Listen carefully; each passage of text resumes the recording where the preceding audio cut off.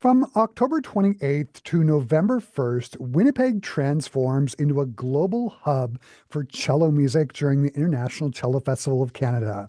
Some of the world's most celebrated cellists will perform everything from solo masterpieces to intricate works for cello ensembles.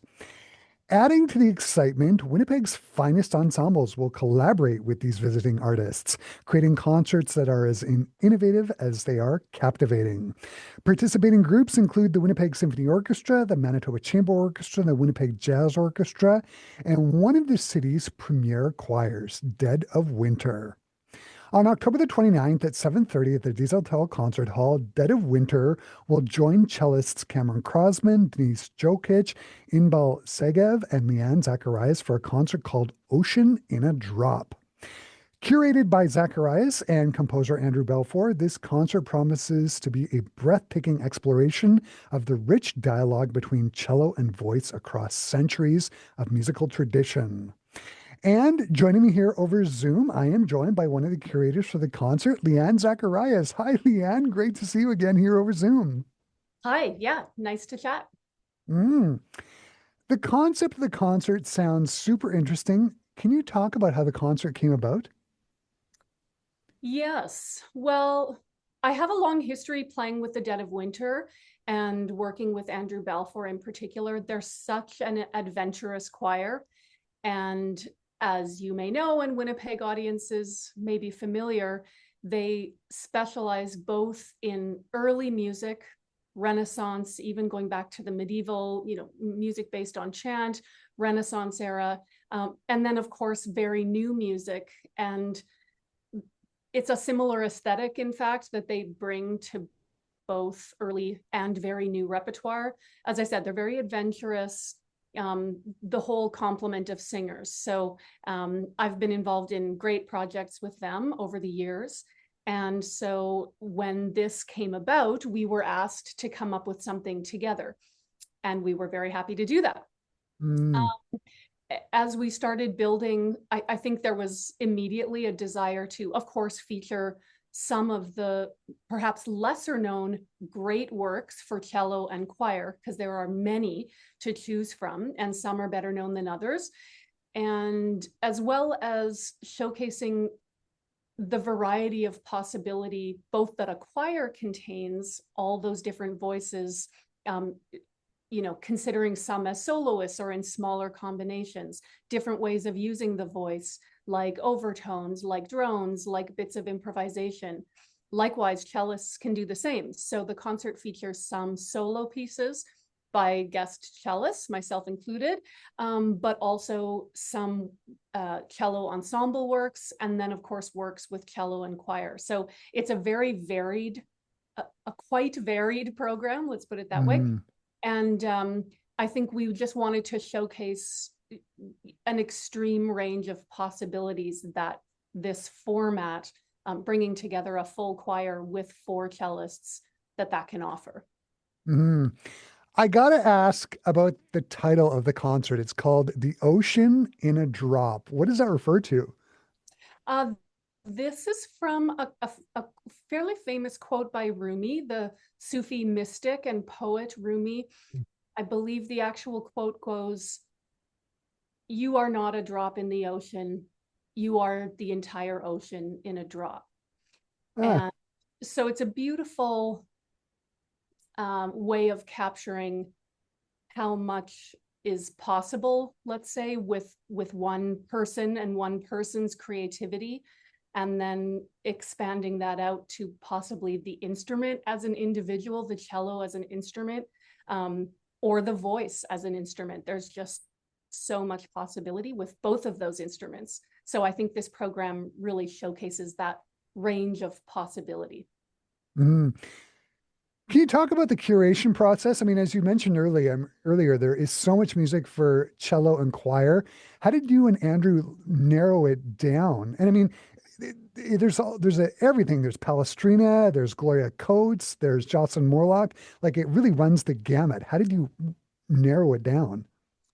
Well, we knew that we wanted to feature some of those original inspirational composers for Andrew. And that would include Hildegard von Bingen, that would include Palestrina, and then how they inform his work. And there are several examples of his work in the program. In one case, it's a Palestrina, it's Palestrina music, but with the text in Anishinaabe language as opposed to in Latin. And then I will be playing a premiere together with the choir. We'll be premiering a new work by Andrew called Ma, which is Cree for listen. And that work also, I would say, very strongly draws from his from that influence of Renaissance music. So that was one of the starting points. We also took requests or suggestions by the guest cellists. So Cameron Crozman has recorded the piece by Kelly Marie Murphy that he's playing, the solo work. It's called The Book of Elegant Feelings, just a gorgeous piece. Yeah, it is. And yeah, so, you know, we loved that suggestion and wanted audiences to hear it. Also, Inbal Segev suggested the Gloria Coates Berceuse, again, a beautiful piece. And so we were happy to fit that in. And it was based on style and aesthetic of those composers. They went really well together. We also knew we wanted to include the John Taverner Sfiati, which is one of the very well-known pieces for choir and cello.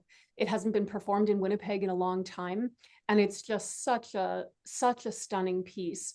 And so Denise Djokic will be playing that, and that will be the finale of the concert.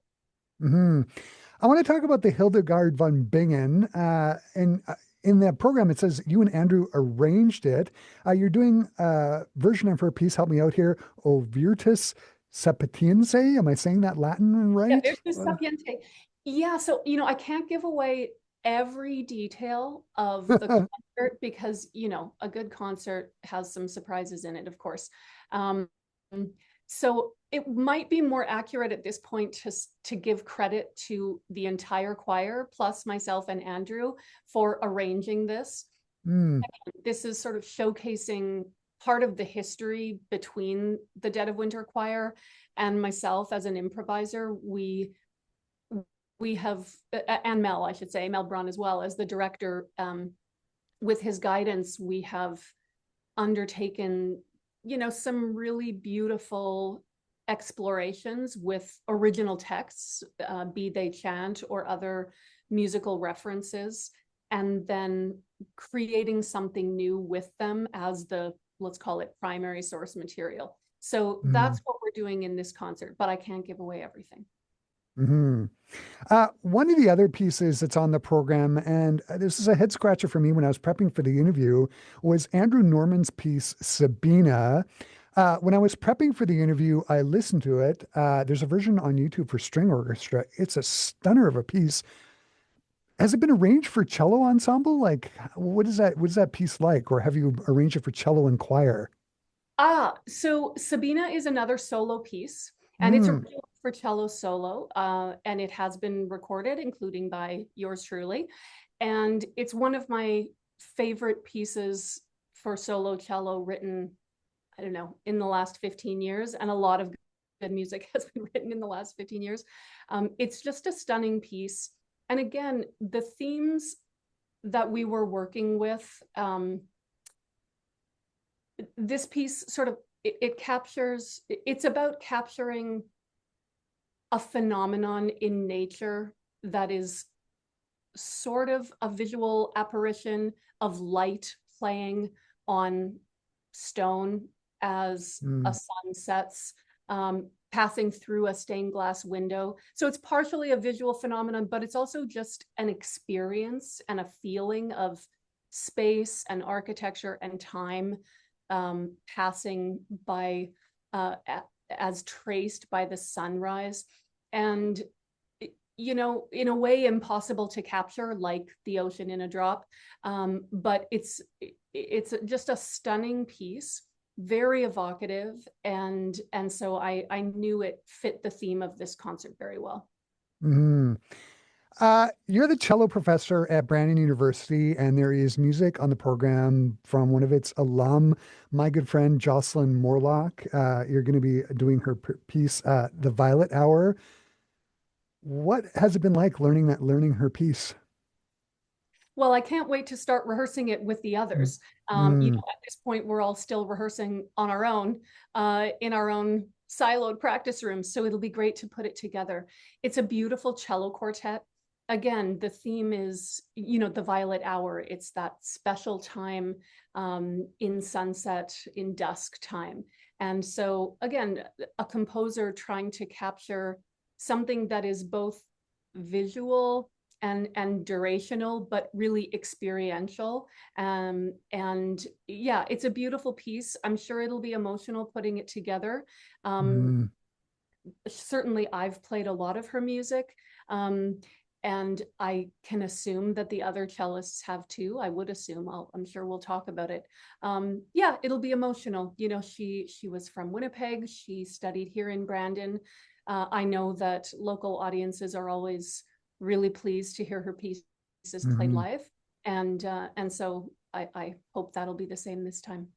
Yeah, perfect. I, l- this has been so great to talk to you, Leanne. I'm going to wrap up the conversation by asking what you hope audiences will take away from the collaboration with the four cellists and Dead of Winter. Well, let's see. Hmm. Well, they'll hear some new music for sure. They'll hear some new composers that are less familiar to them, I would expect, than Hildegard von Bingen or Palestrina. So it's an experience with new music, and also four different cellists and Yeah.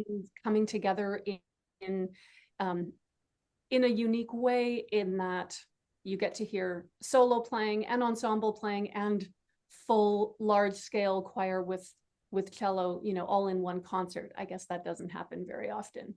Yeah, it's going to So be yeah, I hope they enjoy it. yeah, it's going to be just gorgeous. Leanne, the concert, The Ocean in a Drop, sounds like it's going to be just amazing. Dead of Winter combined with four amazing cellists. All the best on the 29th. I hope the Desautels Concert Hall is just packed. And thanks so much for taking the time to sit down and chat with me today. Oh, absolutely. Thanks for having me.